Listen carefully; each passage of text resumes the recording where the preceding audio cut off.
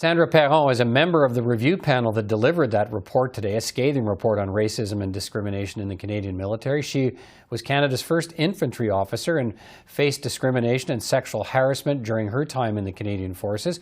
Sandra Perron, first of all, thanks for joining me today to talk about this report. It's an important day and I appreciate you taking the time. Thank you. Look, you endured your own personal challenges while serving in the military after carrying out this examination for the Minister of Defence. What have you concluded about how widespread, how entrenched racism and discrimination are in the Canadian military?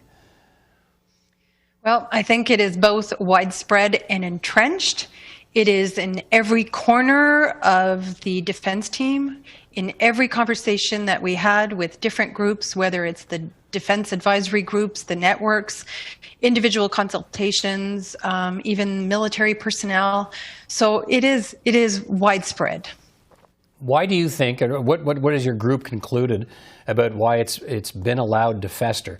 These are not new revelations, they're not new allegations, they're not new concerns, and yet we're talking about 2 decades and no change. Yeah, so I don't think it has been allowed to fester. I think it is a reflection of our society, and we haven't perhaps addressed it properly. Over the last 20 years, I mentioned when we had the press conference this morning, 41 past reviews, boards, panels have made reports, and out of that, 258 recommendations were brought forward.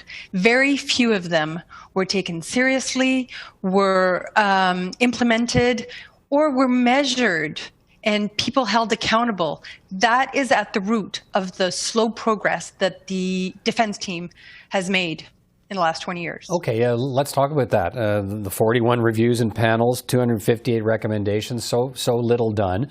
Why do you think that is? Why has there not been more action taken?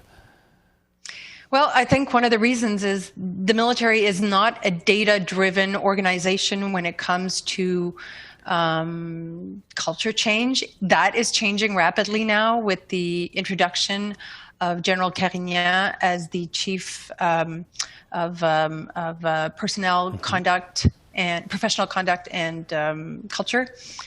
But before, one person was being held accountable, which was the chief of defense staff, where that needs to be drilled down to every unit commander, every leader in the military needs to be held accountable for some of the scorecards that are pertaining to inclusivity, to diversity, to employment equity, to accessibility, and anti-racism. The panel report suggests the military leadership, as we've talked about, hasn't done enough, and now you're saying at various levels, to prevent these kinds of problems, specifically on extremists. The report talks about that today, serving in uniform. It calls for more involvement from police and intelligence agencies and better training to recognize signs of extremism and hate. In your view, in your examination, has there been an honest and dedicated effort to weed out extremists from the Canadian military? I'm not here to judge the honesty or the vigor with which they're doing it. I can tell you that it's very difficult. Ideologically motivated violent extremism is everywhere in our country. It's present in the Canadian Forces. It's difficult to identify because it's changing and it's evolving rapidly. Names change, groups change. There's Facebook, they go covert. One of the issues that we identified was not the lack of will, but the lack of resources and the lack of teams connecting with one another. Team security teams and intelligence units to exchange information, to talk to, and also to connect and train the people that are on the front line, who are the first line of defense, to identify some of these individuals that associate with extremism. Are you able to say, I mean, a lot of people watching will want to know, are there serving members of the Canadian military right now who hold these extremist views, who hold these racist views, and in the interviews you did and the investigation your group did, are those people there, and should, what kind of action should be taken? Should some of them be drummed out of the military?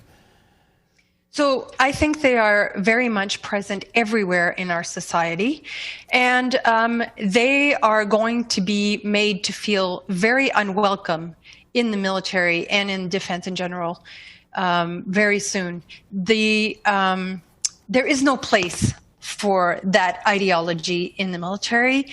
It's not welcomed, it's not appreciated, and I know that the military is putting some actions into place to make sure that those ideologies are not tolerated. On the broader picture, you know, your group, and you noted today at the news conference, and we talked about it, how many of the recommendations have not been acted upon over 2 decades. What is in place this time? What do you see this time that gives you more optimism that the changes being proposed now will actually be put in place? I think the changes that we propose are very accessible and very easy to do. The first one was talk to your people. The military has, and the defense team have defense advisory groups and networks. They're the people on the ground. They're the networks that can help and provide information and recommendations. So our recommendation is talk to your own people. It felt unfair for us to take their precious recommendations, bring them to the minister, and have them implemented.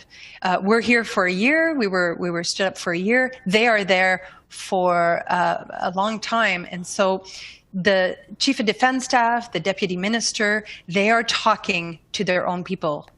That's one of the significant differences of our recommendations. All right. Sandra Perron, thanks so much for your time today and appreciate your service to the country. And thank you so much for giving us your perspective on this important report today. Thank you very much.